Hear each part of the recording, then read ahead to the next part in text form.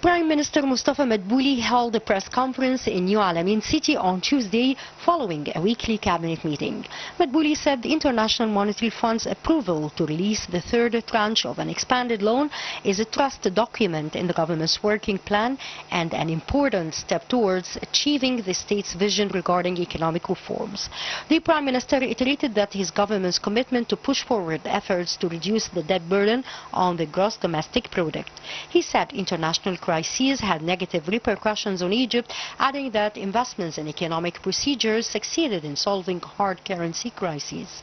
The Prime Minister said his government was able to achieve positive economic indications of the state's budget during the current fiscal year, despite domestic and global economic pressures. Madbouly said the government is following up providing basic commodities across markets in line with reducing prices. He added that the government is cooperating with the Chambers Federation and Industries Federation to ensure that the increase in transportation prices is not exploited to raise prices of basic goods, noting that monitoring authorities are working to prevent the exploitation of fuel prices. The Prime Minister asserted that the government is taking all needed procedures to alleviate burdens on citizens, highlighting that low and middle income will be always supported by the government. Madbouly added that the government is always keen on preserving the state's interests as it shoulders daily subsidies amounting to $450 million. The IMF announced that Egypt will receive the first tranche of an expanded loan agreement with the International Monetary Fund next week.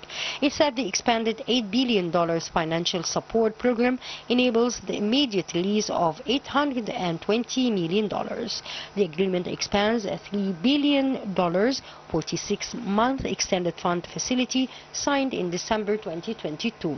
The IMF agreed to widen the agreement after Egypt's economy was further hurt by the Gaza crisis. Regarding the liberalization of electricity prices, Madbouly indicated that it is not possible to liberalize them completely at the present time, as the government has developed a plan extended from 4 to 5 years that imposes a slight increase on segments that include 80% of citizens.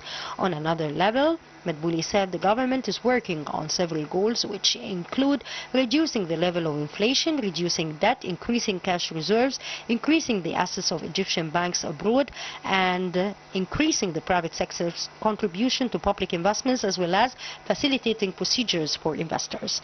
The Prime Minister indicated that the Ministry of Finance would announce the state's taxes policy for the next 10 years to reassure the domestic and foreign investment climate. He pointed out that Egypt is the only nation within the region that has announced the implementation of the state ownership document that aims to maximize the benefit of the state's stalled assets.